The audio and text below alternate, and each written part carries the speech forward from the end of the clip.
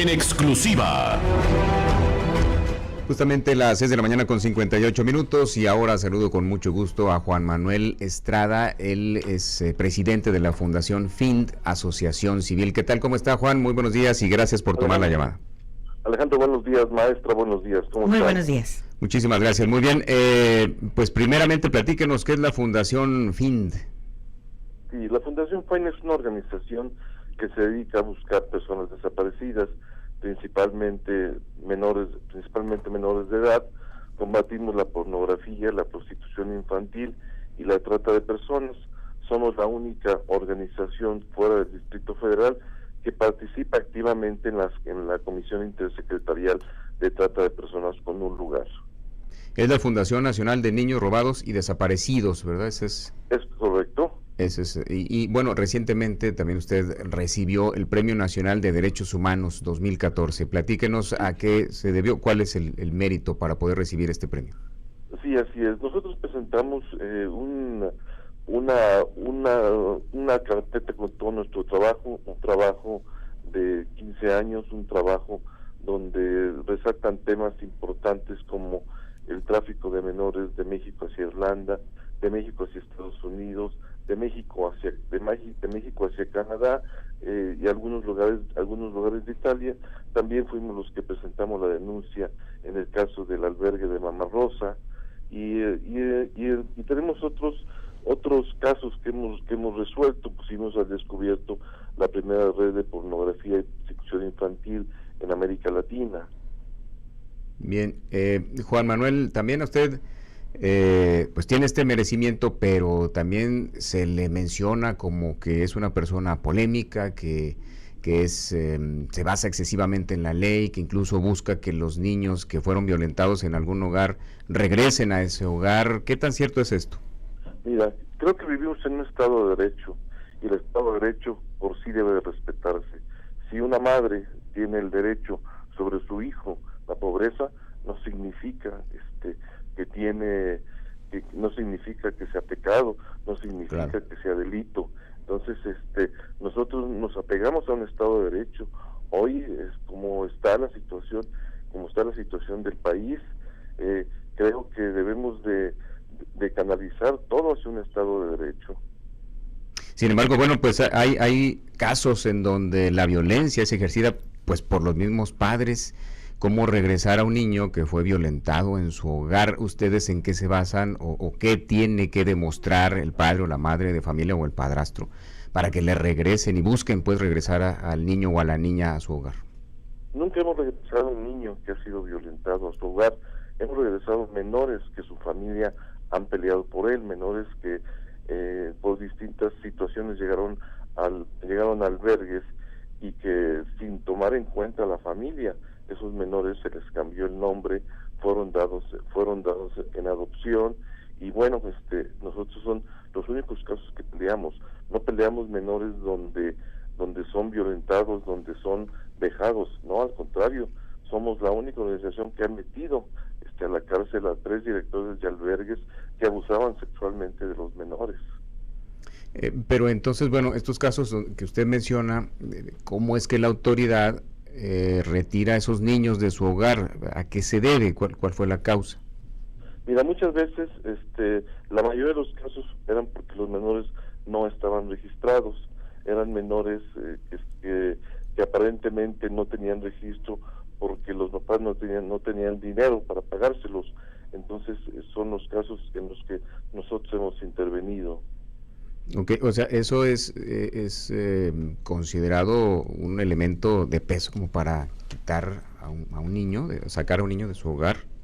No es considerado un elemento de peso, pero durante muchos años vivimos principalmente en el estado de Jalisco una política pública en donde con cualquier pretexto le quitaban los menores a sus hijos, menores que les prohibían la comunicación con los padres, no les permitían verlos y empezaban ellos a hacer trámites inmediatamente de pérdida de la patria potestad sin que ninguna autoridad, ya sea jurisdiccional o del Ministerio Público, haya determinado que existía un abandono, haya haya determinado que los menores eran expósitos o hayan determinado que los menores eran maltratados violentamente.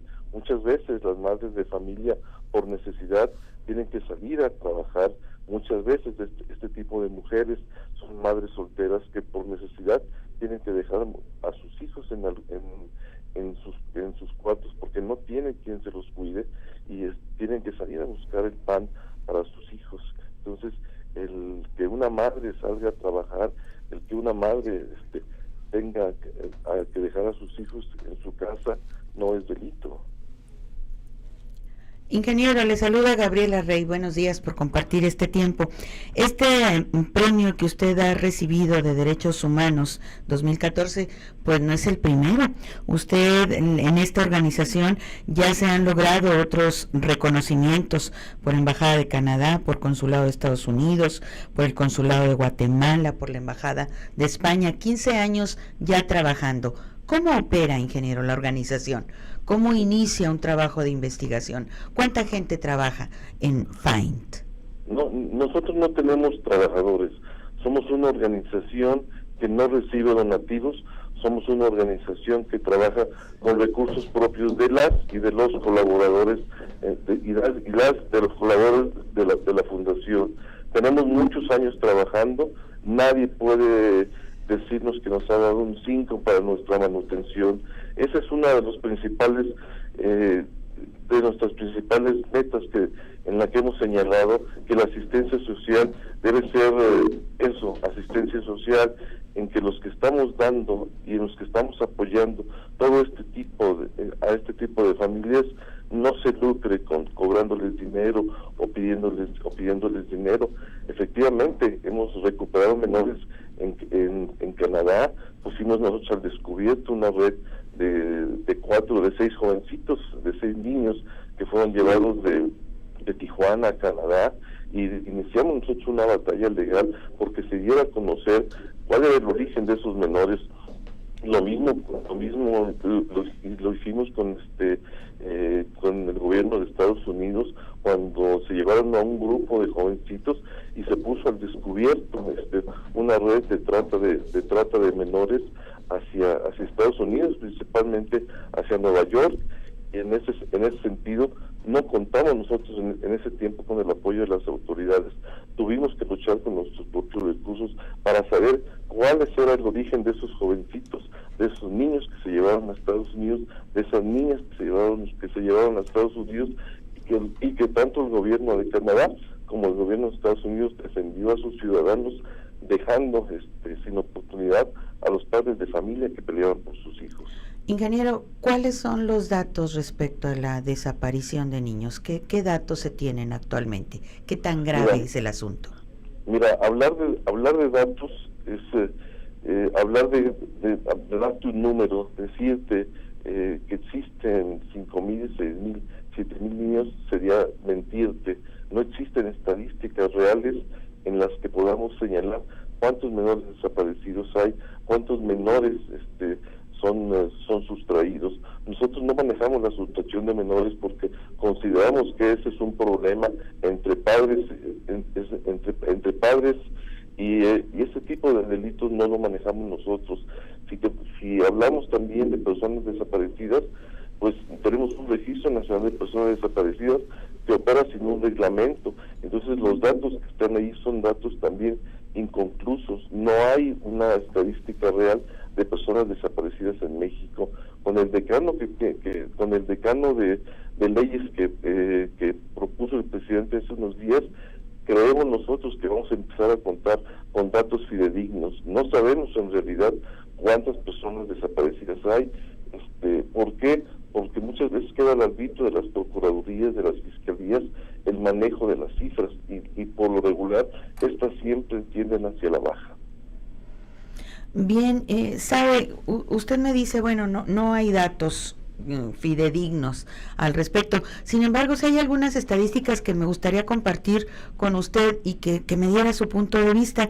Se dice, por ejemplo, que el 70% de los niños robados son por sus propios padres, o que el 29% de los niños robados son los que abandonan su casa por mala unión familiar, y que el 1% es robado por un extraño.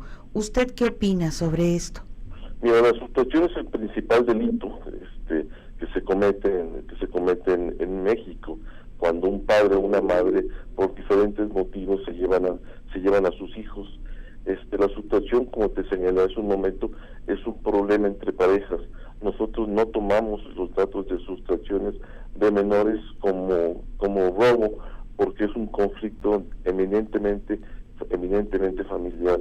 Nosotros las estadísticas que tenemos o los números que tenemos son en base a jovencitos, a niños o a niñas que son desaparecidas. Uno de los principales factores del abandono de los jovencitos es eso, es las familias disfuncionales. Son menores, son niños y niñas que salen a la calle y que son víctimas de redes de trata de personas, de redes de pornografía, de redes de prostitución infantil. Un menor en la calle es un foco de atracción para este tipo de organismos que se dedican a la delincuencia. Ingeniero, ¿qué hace falta para prevenir estos delitos? Porque, bueno, pues ustedes han resuelto cuando ya está el delito, ya se consumó el delito, pero ¿qué hará falta para prevenirlos? ¿Qué hace falta? Creo que la comunicación hoy nos ha rebasado mucho la tecnología. Los menores ya de 3, 4 años saben manejar una máquina. El internet es una herramienta muy indispensable, pero también se ha convertido en uno de los principales focos de atracción para que las redes de delincuencia sustraigan a menores, los engañen, se hagan pasar por X personas, y es donde los últimos casos que tenemos nosotros de personas desaparecidas en todo México vienen principalmente de menores que son enganchados en las redes sociales. Las redes sociales es una herramienta muy indispensable, pero los padres dejan al arbitrio de los niños su uso. No están al pendiente de con quién chatean, no están al pendiente de qué es lo que ven los menores, y eso hace principalmente que esos menores sean atraídos. Otro factor debe ser la comunicación. La comunicación entre la familia es importantísimo. Los padres deben de saber qué hacen sus hijos, dónde van sus hijos, con quién van sus hijos. Cuando un menor o una menor deciden salir de su casa, es porque alguien ya los convenció, es porque alguien ya los trabajó, es porque alguien ya tiene decidido qué es lo que va a hacer con esta persona. Creo que la prevención, estar al pendiente de sus hijos, es lo principal que deben hacer los padres de familia. Ingeniero, le agradecemos que nos haya tomado la llamada y le felicitamos por este Premio Nacional de Derechos Humanos. Al contrario, muy agradecido, muchas gracias.